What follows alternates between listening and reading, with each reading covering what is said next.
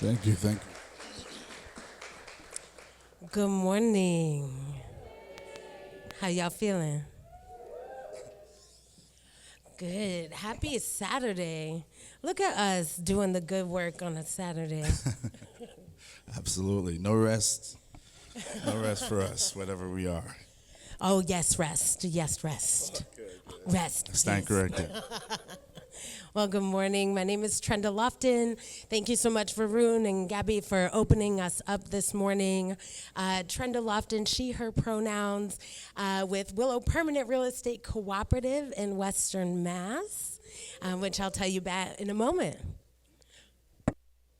Peace, everybody. I'm Johan Matthews. As Carolyn mentioned, I work with the Cooperative Fund of the Northeast, and in that role, Ecosystem Strategy Manager. I get to build relationships with cooperators across the Northeast and help to support their journeys, whether they're interested in creating co-ops or they're interested in supporting co-ops. I get to meet those folks, design programs to support them, whether it's coaching or educational content or the fellowship. So I have a great experience being a part of the co-op ecosystem. So it's a privilege. Thank you. Yes, yes. Such a beautiful thing. I love starting to see so many familiar faces. Some of the things I love about co-ops is that we cooperate with other co-ops. So thank you for all the work you do to support that. Willow PREC, or Willow Permanent Real Estate Cooperative, inspired by East Bay Permanent Real Estate Cooperative. That's right. That's right. I have to shout them out every time, every time. Definitely the pioneers in this particular brand of housing and business co-op strategy. So we, Willow PREC, got started back in 2020, really starting to think, how do we mobilize our collective assets, or collective resources to purchase collective assets, manage and govern them collectively. How do we get more access to housing that we can afford? And not just access to any housing, but good, healthy, affordable, sustainable housing. And we know that trying to do it alone or in partnership, and sometimes even just with our small little crews trying to pull things together, it can be really challenging, really challenging. And so Willow PREC is one strategy to try to attend to that. So we are a multi-stakeholder cooperative, meaning we have leasee owners, staff owners, and community owners all invested in really pooling our resources to get the variety of needs met that we may have. And so happy to talk more about that anytime, so you can find me throughout the day. But we have the sincere honor to chat with some folks today. Two folks at a time will join us here to my left, your right, to talk about their role in the movement, the cooperative movement, the solidarity economy movement. And so we're going to start just by defining some things. Like, what is a co-op? Do you want to tell us what a co-op is? So who knows what a co-op is? Raise your hands, or don't raise your hand. I don't know. Let me confuse you a little bit. It can be confusing. It could be. So let's start with what a co-op is not, right? And I was thinking of this in the drive-in. So there comes a time in every young man or young woman's life where they have to do something that's going to have a profoundly negative impact on their experience. They've got to go to Walmart. It's not good. Whether you've got to, get a mat or a lampshade or something, who sells them? Okay, I got to go to Walmart. Or maybe you just need some money, right? You got to get a job. So you go there, and you're wandering around the store. If you're a customer, you're looking for an employee to help you. They're like, I don't know. You look into their eyes, it's an abyss. They're so disconnected. They're so disengaged. You got to wander around and find that lampshade on your own, right? Then you leave Walmart, and you yell at your kids. It was so frustrating. And if you're the worker, right, you show up there. The place is designed. Everything is designed for you. You just get told, go there and do that. And you feel voiceless, powerless. You're so disengaged, you don't help anybody, right? You never become someone who's really passionate. And shout out to a few of the positive Walmart representatives out there. I've been helped before. But then you leave your job and you ignore your kids, right? You're so disengaged with life. And Walmart is the #1 employer in the United States. So this is happening every day. People go to work disconnected. People go to buy things and they're disconnected, right? And so a co-op is an interesting alternative to that. In the employee experience, you've got owners you'll never meet who gave you roles that you've got to fill. Yeah, you're disconnected from that. And that creates a poor quality interaction with the customers. You're a customer, you go in there, you can't shop local, right? You've got to shop at this store that is the same in every single city and state that you can go in this country, right? It's not responsive to that context. It's completely disconnected. It's just there to extract its profits. Now, it's providing an important service. All businesses do. That's why they exist. They're there to meet our needs. In this society, we meet our needs through organizations, whether they're for-profit or not-for-profit. And so a co-op flips that model on its head. In a co-op, you've got the owners, the customers, and possibly even the workers be together as one. They might be the same person, right? You might have a grocery store that is made up of 1,000 community members, and they own that, and they shop there. Because they own it, they're not making decisions such as, let's pay our people less, or let's, try to gouge our customers for more money.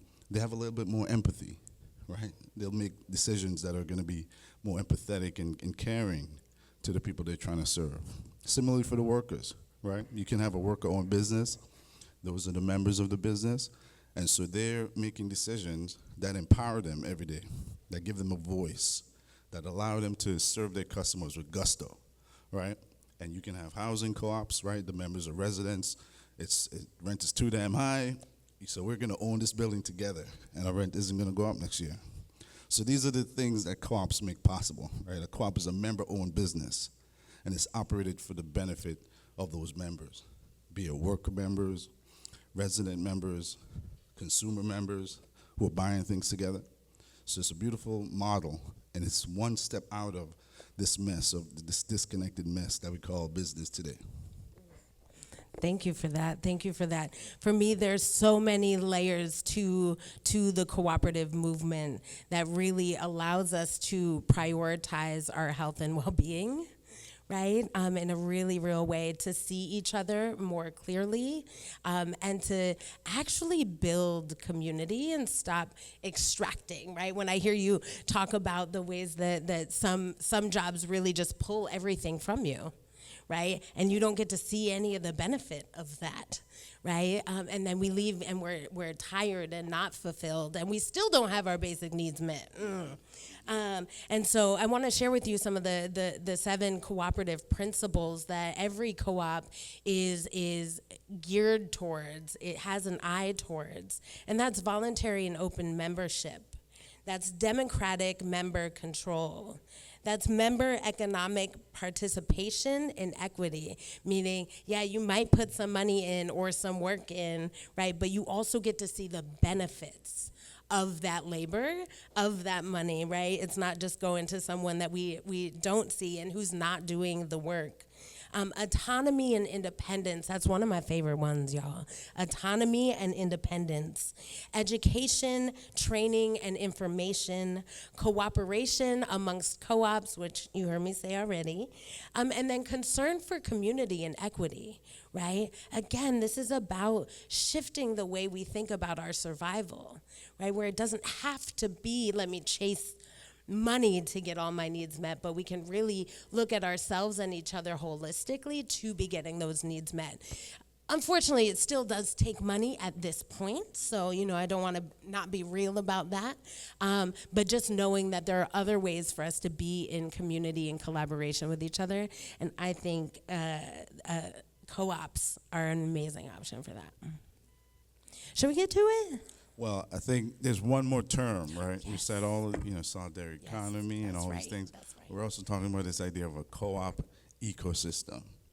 What are we talking about when we say co-op ecosystem, right? And so maybe I'll start. I think of it as the neighborhood. The neighborhood is the environment that supports human life, okay? All organisms rely on their environment to support their life. No matter how much gusto, insight, whatever they have, They need their environment, right? That helps and that's needed, but they need their environment. So organizations too need their environment, an ecosystem that helps them survive. And that's the co-op ecosystem, right? So what is the environment that supports co-op life, right? Who are the neighbors in that neighborhood? So you've got your cooperators, right? I want to be a member of a worker-owned co-op.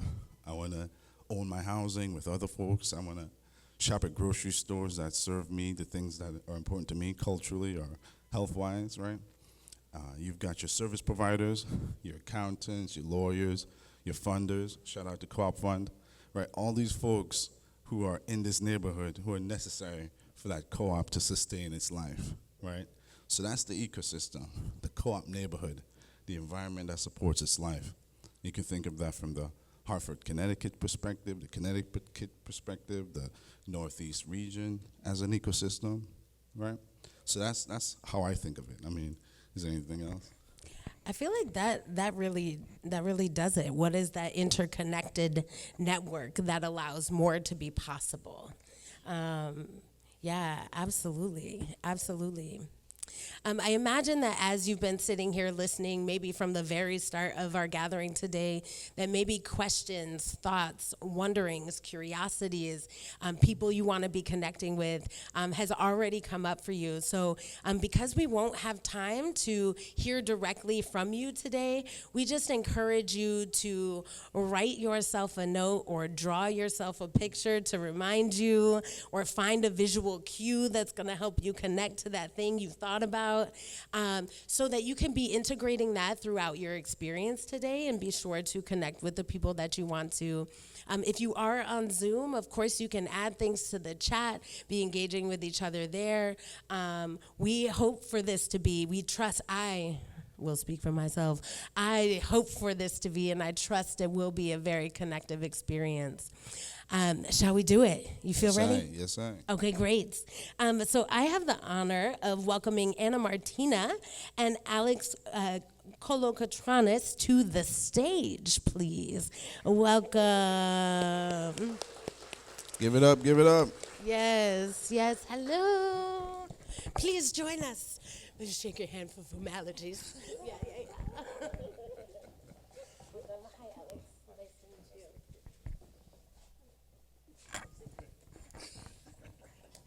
you. Yes.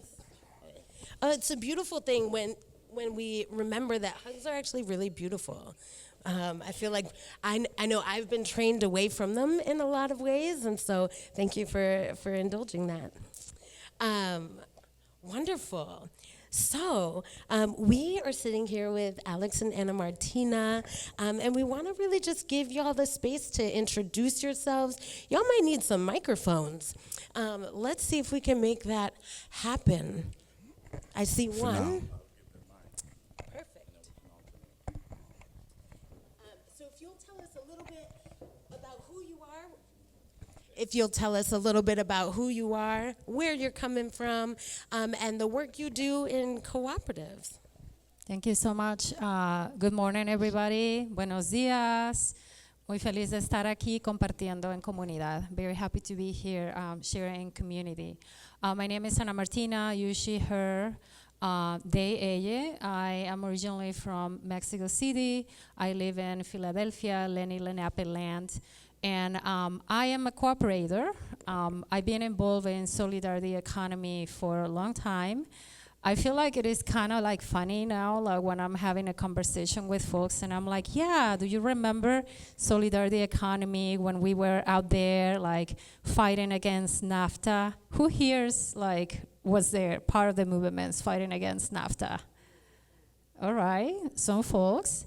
So conversations that we need to have, right, about where do we start, like, our struggles to fight against all these free trade agreements that were basically pushing all of these globalization and neo-colonial ways. So I've been involved in movements for a long time.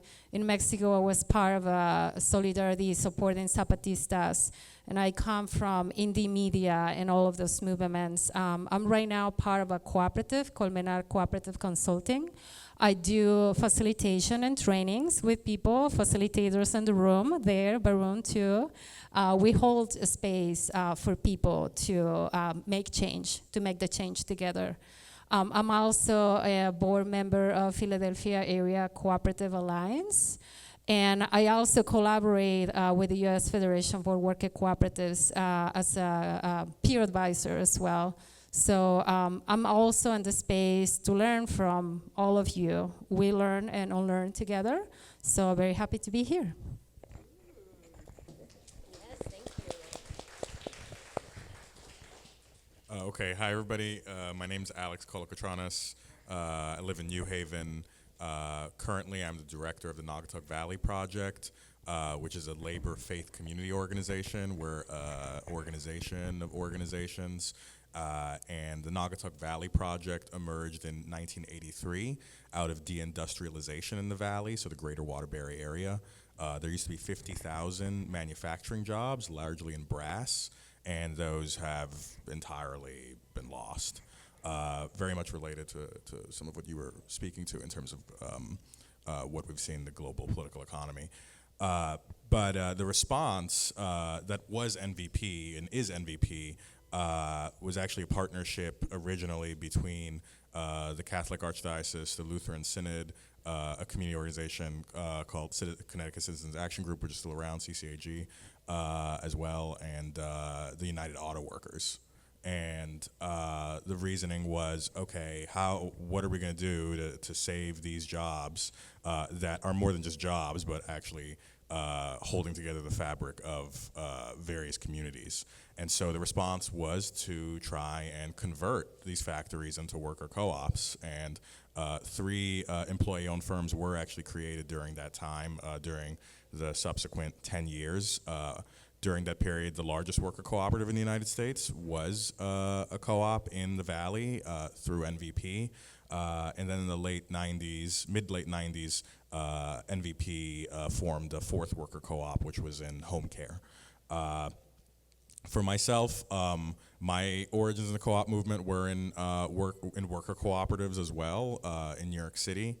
I got involved 2013, 2014, very much influenced by the backdrop of the 2008 financial crisis, and that moment trying to make sense of what was going on and why, and what were answers to what was going on. And so over the years, I increasingly gravitated towards concepts of cooperation and cooperative economy.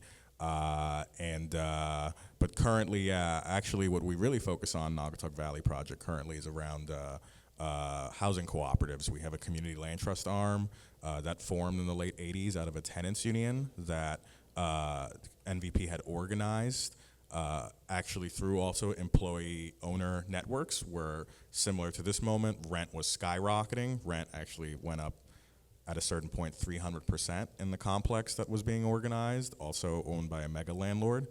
And a community land trust was formed, state bonding was secured, city land was secured, and those co-ops have been there ever since 1991. And so our role is to do trainings, stewardship, advocacy, and work together with the co-op members and co-op officers to just not just keep it going, but to have it thrive. So that's generally what we do. My involvement, I probably scatter a little bit more throughout what we talk about, but very happy to be here. I'll follow up with you, Alex. You shared a bit about your work and the Naugatuck and the deindustrialization. Very interesting. So my question is, what are some of the experiences that have really inspired you or made you fall in love with this movement here in Connecticut? And how does your work fit into it today and respond to the challenges of the current local ecosystem? So I have probably numerous answers to that, but what arises first to me is that when I think about the Valley, I think about the Valley as a Rust Belt region. And when I think about what has so much, frankly, decisive power in the United States right now, it's Rust Belt regions. How many times we're hearing about what's happening in Rust Belt areas across the Midwest. And so what I'm inspired by currently is the feeling of if we can just move things an inch in a place like the Valley, that is something that could be replicated outwards elsewhere in the country where we need to do that as well. And so another thing that I find inspiring about that is that the growth of something like of cooperatives, or the concept of cooperatives, and actually pulling them off has happened in a place like the Valley, and has been even central at moments in the Valley. I've done a lot of movement work in urban centers that have maybe a more explicit or maybe a veneer of progressive politics. But I think some of the things that some of us need to do is also figure out how we're growing beyond that and connecting dots, and see where that goes and where that might be paying dividends for us in other ways. Yeah, thank you for that, Alex. So much richness in that. You know, I really heard you talk about the fabric that is co-ops, right? Like oftentimes it's not just jobs that we're talking about, it's a wide range of things. And Martina, I wonder if you would speak a little bit to your experience in the cooperative movement, and what do you think contributes to that fabric and the possibility of longevity? Yeah, I mean, I think, I think that different people with different experiences, different struggles, like we have a lot that we have learned, right? And I think when I think about the fabric and cooperation, I think about how each one of those experiences contributes to what we are doing, we're trying to do together. So I will speak to an experience that I have when I was visiting folks in North Carolina, I don't know, like probably 6 years ago or something like that, in a cooperative that is called Opportunity Threads. And we were there, and I was there representing the Federation of Worker Cooperatives, and we were trying to ask the folks, the workers, how can we support you with training? What do you need? How can we make sure that we're here to like help you to thrive, and to get where you need to get? And Walter, one of the workers there, he was telling me before that, he was sharing, these are mostly workers, immigrant workers from Guatemala. They were Mayan culture, indigenous folks. And Walter was telling me, was sharing of the practices that they still carry with them from their indigenous communities, the way and how they organize back at home, the way and how they were, having autonomous democracy in their communities. And even then, when they were in the United States, how the wages that they were creating together, part of the patronage in their cooperative, they still were contributing some funds back home to Guatemala, so the young people from there wouldn't have to migrate to come to this country. And so he was telling me all these things. He was like showing pictures and stuff. And so when I was asking him, how can we help you? He told me, well, cooperation is very new to us. We come to this country and we're here in these conferences trying to learn about cooperatives and business entrepreneurship, and we know so little. We know so little about cooperation. It's so new to our people. And I was like, what? What are you telling me? Like, you're just telling me the way and how you're organizing in your community, how you're taking decisions together, how you're organizing yourselves to continue autonomy and to have communal land and sovereignty. And I was like, you actually know a lot that we need to learn, and we need to remember that people in communities in Latin America, Abya Yala, immigrants, people from Africa, actually has been practicing cooperation for a really long time.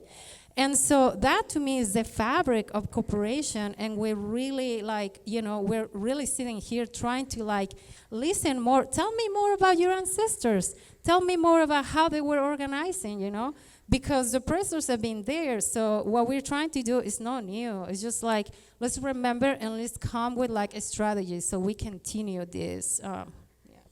Ooh, you should keep the mic on that side. I got chills. Thank you for that. Thank you for that.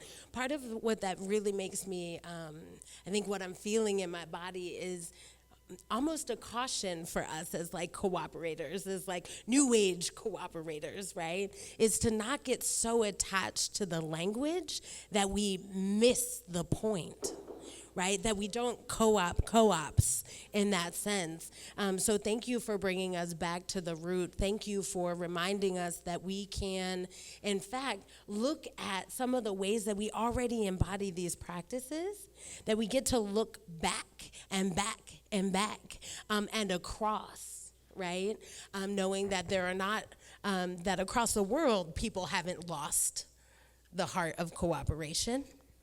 Right? There are people that have been practicing that for generations and generations. And so in some ways, welcome back to us. May our bodies remember that. Oh, did you see it? I just saw the sign. Love it, love it. Yeah, very inspiring for me as well to frame it in those terms, in terms of remembering, recollecting. I love it. And that's what I see as well. I see a lot of people, especially in the local context, feel, especially in an emerging community context. Your community's been disinvested for years. Maybe you immigrated here. You know, you experience this colonial thing that has you aspiring to be other than self. And so you're here, European hegemony, colonial, post-colonial, whatever, and you're now thinking, okay, I want to do some of this co-op stuff. And now you feel like, oh, I'm alone. No one else is here. Oh, I'm the first, right? And you're so isolated. And then perhaps you leave your environment, you leave upstate New York and come down to Connecticut. You see all these cool people. You're like, oh, I'm not alone, And then you hear Martina speak, so you say, oh, I'm not the first. I've just been discounting my experiences. My informal cooperation could be embodied in an enterprise that is fruitful for me and my community. So I love that, and I'm so inspired by that. So how are you guys in your local ecosystems able to connect to the larger movement, regionally, nationally, globally, or whatever the case is? And how might you encourage people to remember that they're not the first, they're not the only ones, and they can see that more readily when they connect to that larger? How are you guys doing that, and how do you help, or how can you help people see that? Immediately when I took this job, I searched out other community land trusts to connect with, and other folks doing housing co-op work for decades, and really coming with the question of, what are your best practices? What do you do that maybe you stumbled into and you didn't realize until now in retrospect really works?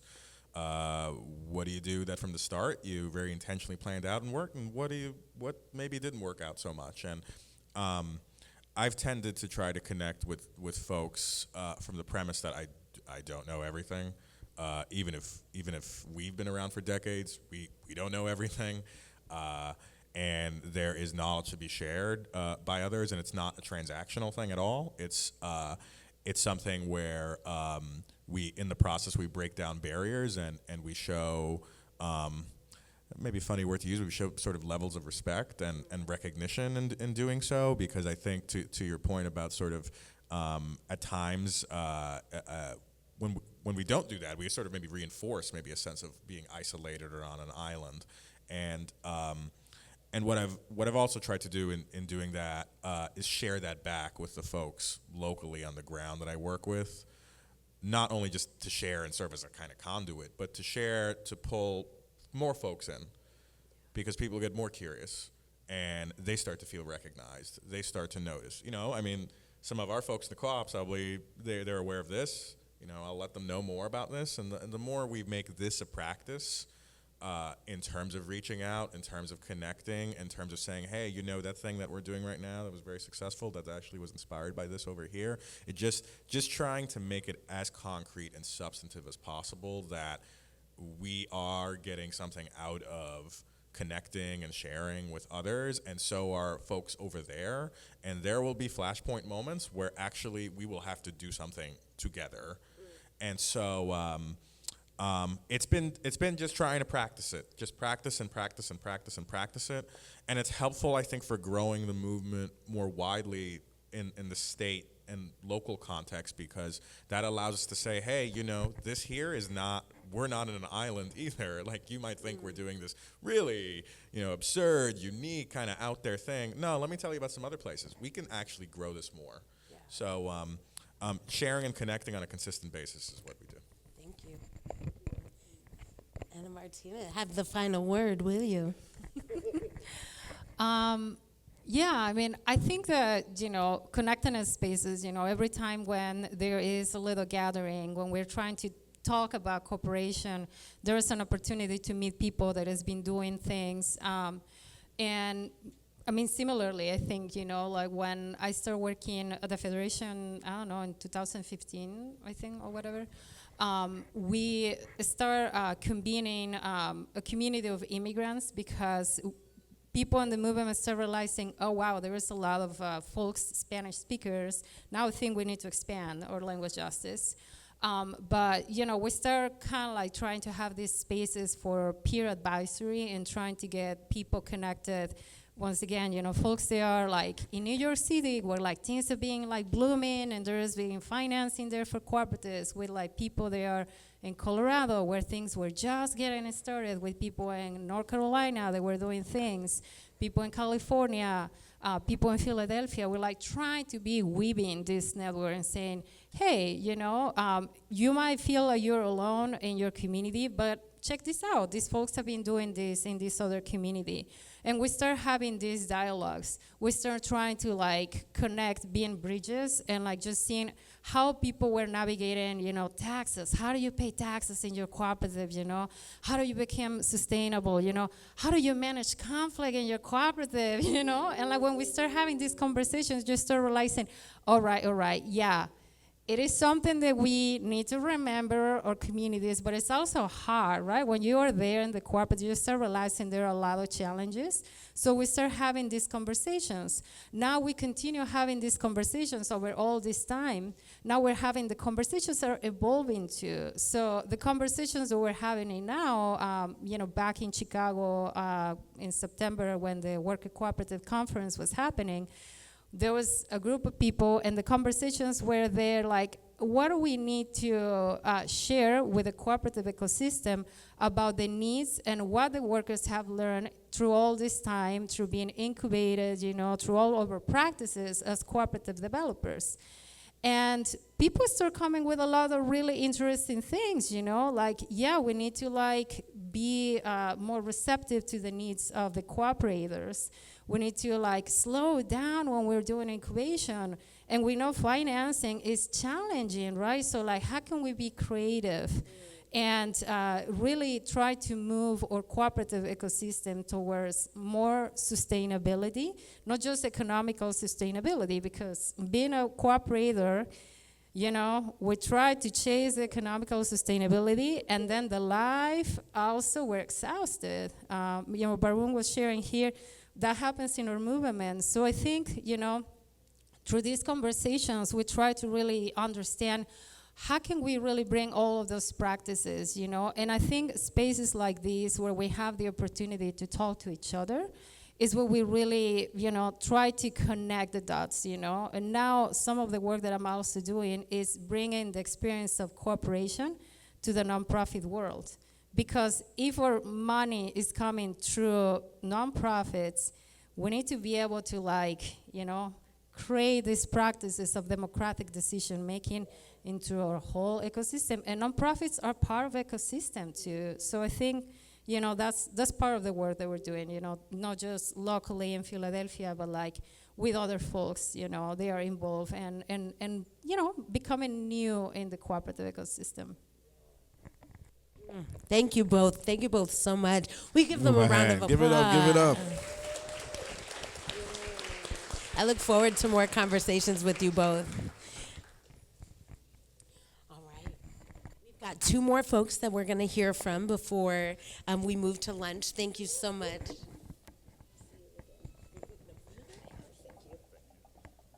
Appreciate you. Thank you.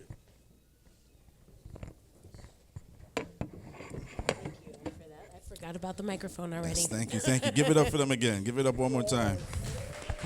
Love you guys. All right.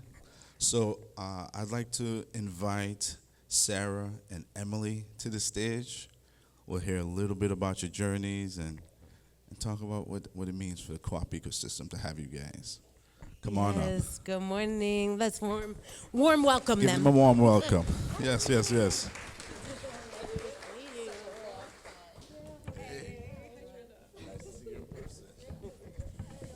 Lots of hugs today. Everybody gets to watch. Wonderful. Thank you so much for being here. Welcome, welcome.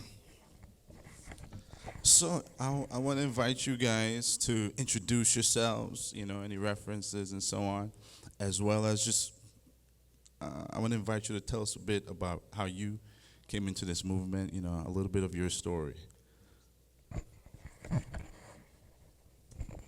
Thank you. I came into this movement because people have been organizing for solidarity economy long before I got here, and it made sense. As a student in Worcester, Massachusetts, it just made sense that the most affordable place to live was the housing co-op. And it made sense to buy my groceries at the food co-op, the Artichoke Food Co-op, which was a bulk buying club. You volunteer 4 hours and you get a discount on really good quality food, the best food in town. And my office space was co-owned with other people. And interested in environment and youth jobs. I started organizing with Toxic Soil Busters. I saw Matt Feinstein might be here today. So it just made sense. And it was built. Somebody built it, and it made sense, so I came. And it sustained me. My first transportation was the bike co-op. You volunteer 10 hours that earn a bike, and the bike is yours. My purple cloud. It took me from A to B. So the solidarity economy sustained me, and people put it together. People in our community put it together. That's how I came to it. And then where I am right now, I'm organizing with Emily and Pavel and CFNE and many others in the Coalition for Worker Ownership and Power. You see my shirt here? We are really interested in worker ownership. And that's basically workers in our community having a say and a piece of the profits that they help generate. And I could keep talking, but shall I pass it to Emily? Thank you, Sarah. I know you didn't give your name, so I'll just call it out for everybody. Sarah. So that's a good reminder. I'll start with my name, Emily Kawano, she, her. So we're from Massachusetts. So we're part of two sister organizations, co-op, as Sarah mentioned, and MassSen, so Massachusetts Solidarity Economy Network. So let's see. I'm an economist by training, but I've been working in various kinds of social movements for forever. My day job is I'm the co-director of Wellspring Cooperative. We focus on Springfield and Holyoke area, building a network of worker-owned cooperatives. But also about 3 years ago, happily, we expanded our mission to also include solidarity economy. So for me, it's really great because it kind of closes all that work. Also, the other space that I do a lot of work in is solidarity economy. So I'm one of the founders of the U.S. Solidarity Economy Network, and I'm very active both with co-op and with MassSen. So I think one of the things that is part of our assignment today is to talk about our experience with these networks, connecting some of those dots across the state, like Cooperate Connecticut, and why that's so important and powerful. All right, excellent. Give it up, give it up. Yes, we're lucky to have you guys. Lucky to have you guys. You guys put in a lot of work. And so, I'll start with you, Sarah. The question I have in mind is, Coalition for Worker Ownership and Power. Ownership and power. I think about that a lot. I think about power as the ability to create change. So I want people to feel powerful. We can change things. And I think about ownership as the way to reap the benefits of those changes. Okay? So I want to ask you, what prevents power or obscures ownership in our local ecosystems in which you've seen and experienced, and how does co-op respond to those challenges today or, over time? Thank you. So the Co-op Coalition has a W in it, W for worker. And ownership and power.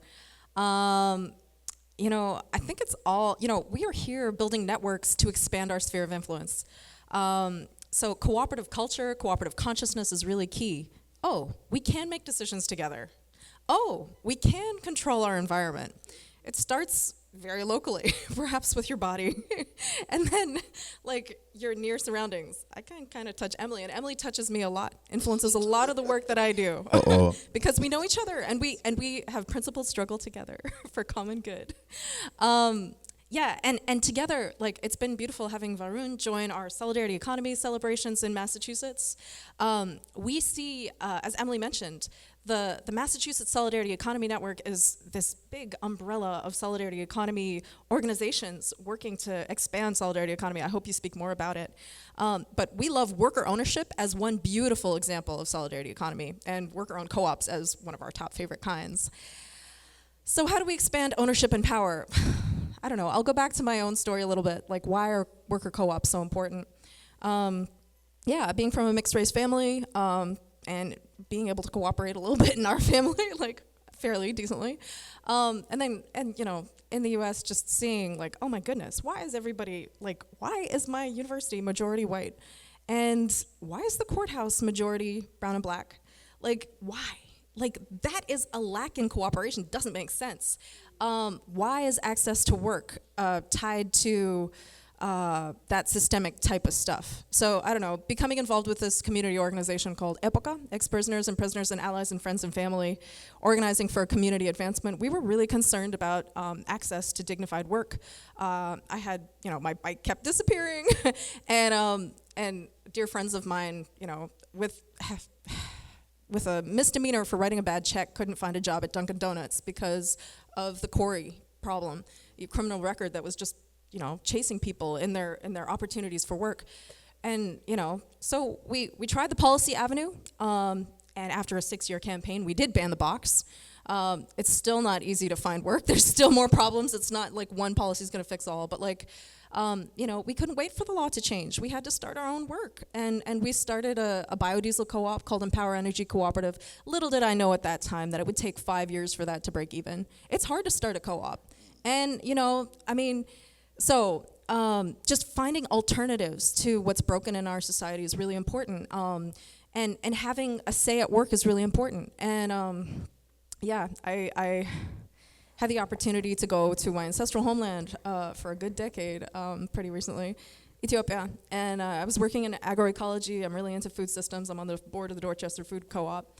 And but there, just interviewing people in co-ops across the country. We have a former socialist government, communist government, and so we have a strong cooperative network. But one thing that's really missing is the ownership bit. Sometimes I would see, and during times of unrest, some of the cooperatives were burnt to the ground. Obviously, the community doesn't really feel like those co-ops represent them.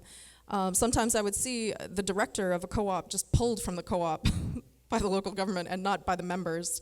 So this is a very, it's a good institution for distributing agricultural outputs and aggregating products, but where's the ownership? Where's the autonomy? If you're interested in food sovereignty, if you're interested, food is one of those things. What's good for my body?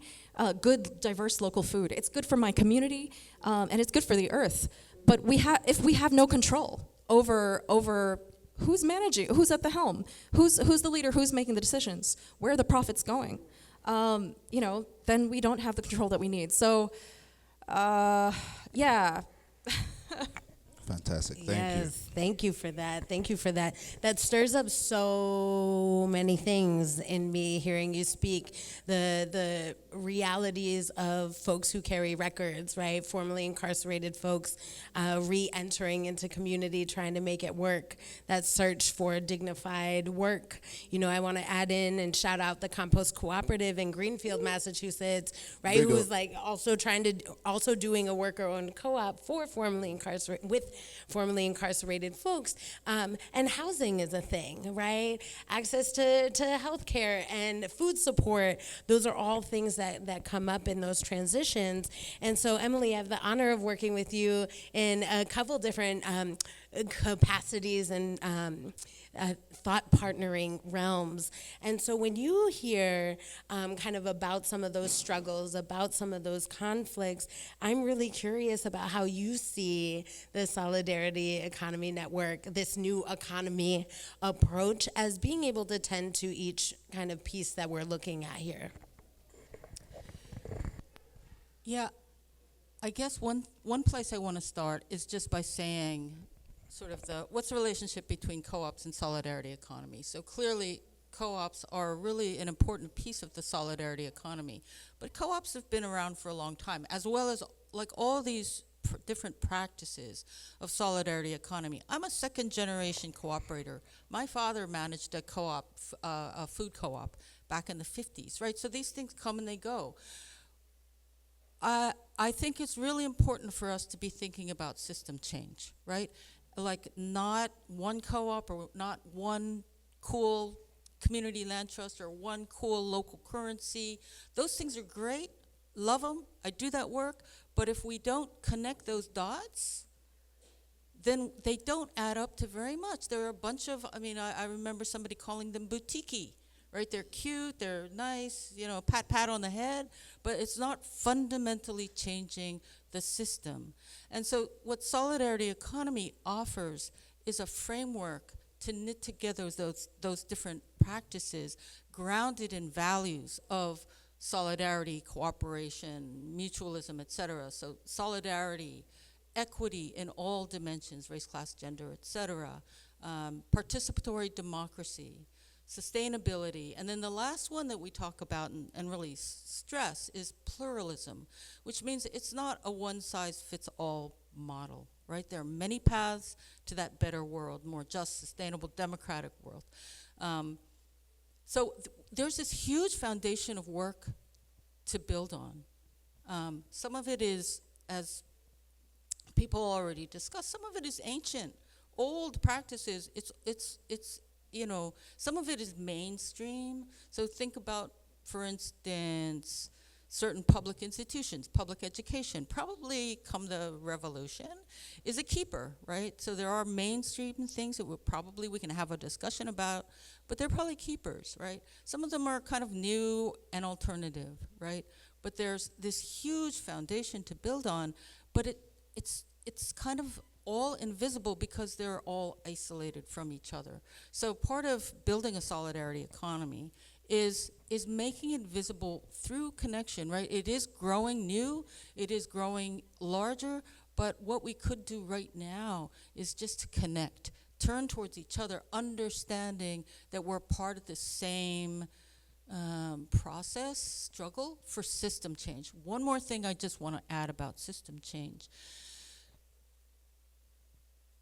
Solidarity economy is very clear that we're talking about system change beyond capitalism. And this is not to throw stones at people who believe that we can get to that better world by reforming capitalism. That is a position, right? That's a position. But if you're working in a solidarity economy framework, that is not the position of solidarity economy. In solidarity economy, we believe we're not going to get there by reforming capitalism. And we could go into the whys and wherefores and the laws of motions and tendencies, but that is definitely the perspective of solidarity economy. And so if you haven't really thought too much about capitalism, what is capitalism, I do urge you just to, that's an interrogation. Are we ever going to get there given the kind of logic of capitalism? So. I love that. Yeah, someone was telling me about maybe another friend mentioning how we've got to move past these flower pots. You know, they're so well cultivated. They're on the windowsill. People look at it. Oh, it looks so nice. How do we transplant those beautiful flowers out of that flower pot, that isolated space, into shared soil, right, and bring it into what we collectively walk on and tread and plant and cultivate. So that's my question. You know, we use these, I think, cool words, you know, solidarity, economy, ecosystem, but how do we make that accessible, practical, real? How have you guys done so? What could we do to invite others in to what we're calling this next economy? How do you define it and invite people in so that it's shared soil? Thank you. That's a beautiful question. Let's all hold that. I'm sure everybody has a unique answer that's really important, so I hope we keep connecting around that question today and beyond. Some ideas about what to do with that question, like how do we keep nurturing solidarity economy tangibly in our lives? We had some conversations with worker owners and aspiring worker owners in BIPOC communities across Massachusetts the last couple of years. And folks basically said, we need transformation on many levels. And transformations can mean remembering our cooperative culture. It can be remembering, you know, that cooperation that we see in children, actually. It was sweet to hear you speak of Cooperate Connecticut cutting its first teeth at its first birthday. I really appreciate what you're doing here with language justice and childcare. My 3-year-old is there, and I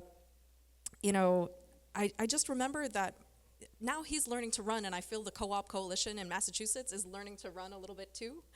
We're running faster and faster, and the more we practice running, the farther we run together. And I remember just a moment recently, my kid realized when my cousins and my sister were visiting, "You're family, you're family." So that's the way I feel being here. You're family, you know? You are family. We are in the solidarity economy together. We have a community. We can learn from each other. We can have each other's back. We can practice solidarity between our sister movements, which are unique, but moving in the same direction of our collective liberation. So how do we practice that? Worker owners in Massachusetts taught me that some of the things we need to do is practice transformation, or remembering who we really are, our cooperative nature, at a personal level, an interpersonal level, a collective level, and an institutional level. And this is the lessons from the Rise to Own It process that we had. Worked on that with Emily and many, many more. And basically, at an interpersonal level, we need to practice transparency, participatory decision-making, benefit sharing, non-hierarchical relationships. That's tough. And we don't really learn that at school, right? You know? So building that cooperative culture at all those levels is really important. So that interpersonal level is key. We want to see the same, you know, in our workplaces, in our neighborhoods, in our governments, in our coalitions for change. So we, with the Co-op Coalition, have been working really hard to build some transparent practices for making decisions together and sharing the benefits of our collective work. So thank you for everybody who's been a part of that. And, you know, together we set our goals together to make change on a broader level. So that environment that we all need to thrive, like those little seedlings, they need sunshine, water, and things. Our little cooperative businesses, growing bigger and bigger and stronger, need some things too. We need cooperative culture, you know, skills and governance frameworks for making decisions collectively and sharing the benefits. We need that aspiration, like what? Oh, you know, all of us kind of expect, or traditionally have expected, that the government should sort of be accountable to us, you know, like if we vote, right? Well, how come we don't expect that at work? Like, cooperative culture is expecting that, yeah, my voice should matter. And I should get a piece of the profits I generate at work. Like, that culture, normalizing that far and wide is a big part of what we have to do. And then, like, okay, you know, I told you that story about working with Epoca, and, you know, after 6 years, I did write the law together with people with criminal records in my community, and we could write the law. We did write the law. With the Co-op Coalition, we wrote the law. Big up. Woot. And in our law, we mandated cooperative culture. We have this beautiful office for employee ownership in the Massachusetts government. For a time, we've been partnering with people like ICA Group for a very long time, who are members of our coalition, who've been manning that office and womaning that office and personing that office. Like, that's an important element of our state government, infrastructure for worker ownership. So there's so much support out there for traditional types of businesses, extractive types of businesses, but there, it can be harder than it should be to find the technical assistance and the grants and funding, et cetera, that you need for worker ownership. We've been trying to make sure that there's a government office in our state that is actually accountable to those who are doing the work and stand most to gain. So we have an advisory board now with people of color, women, people from, we have now elected, and it's been approved, our first immigrant representative on that board. Our coalition has put folks with marginalized identities there, and we're going to keep doing that because those are the folks at the front lines of the cooperative movement who are pushing the edge so that we can all benefit, and we need to support our leaders in that space, but making sure that we're building institutions, laws, and policies and cultures that fit us and are accountable to us. Yeah. And I have one last idea after I give Emily a chance. Okay, so my idea is this. You started this very beautifully talking about Walmart, right? So I have an idea. I would like to invite you all to a co-op, an information sharing co-op. It's like Weight Watchers for the solidarity economy, but pick your metric. Our metric is okay, we all aspire to a local economy that has, that we own. BIPOC, worker owners, democratic ownership in our economy. But how much money are we actually spending into that, right?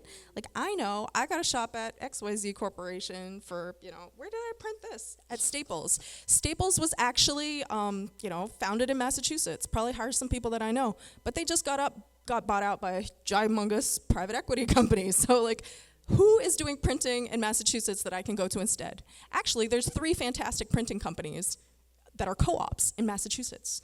And what can we do collectively to say, okay, right now, $15 per year goes there, but I aspire that, all of us buy more. So I'll hand out a little concept note if that's okay. I have a table there. You can sign up if you want to join. We're thinking, Massachusetts is our lane right now with the Co-op Coalition, but frankly, honestly, our supply chains are global and anonymous. So let's start regionally. Hey, folks in Connecticut, can we be an information co-op and yeah, woo, let's do this together. Let's learn together, build it together. Supply chains for us, by us. Let's figure out what it's going to take. Do we need to, find grants so that we can buy from us, or policies that mandate that you buy from us? Not in an exclusionary way, as we can sometimes hear on the national stage right now, but in an empowering way for us. Thank you. Love it. What a great idea. I'm going to try to answer your question really in a very short way, which is to say, I certainly don't lead with solidarity economy, depending on who I figured this is a crowd I could lead with that, and it's in the agenda and all that stuff, but depending on who I talk to, I code switch all the time, and I think you just have to. So in Wellspring, for example, people really don't know what solidarity economy is. It's a weird term. So we call it a cooperative community initiatives. And then we try to the extent possible, we try to do that political education to bring people along if they're interested and willing to a little bit more of a systemic and more radical perspective. But that is not how lots of people are coming into the space, right? To change the world, system change or anything. So I think it is important to meet people where they are. And try to work together on whatever level you can, as you're also trying to bring people along, anybody who's willing, without being disrespectful if somebody takes a different view and they're not there, they maybe never will be, and that's okay as well. Thank you, guys. Give it up for Sarah and Emily. Yes, thank you both so much, so much. Here's to finding more and more ways to nurture that soil, to bring it back, more ways to be in deep meaningful connection, more sustainable connection. And today feels like a great day to be moving into that. One more thing, which is just, it's really exciting to be here and be reaching out across like to our neighboring state, and like building those connections also is just so important. So congratulations to y'all. We look forward to together, and yeah. Yes, yes. Thank you.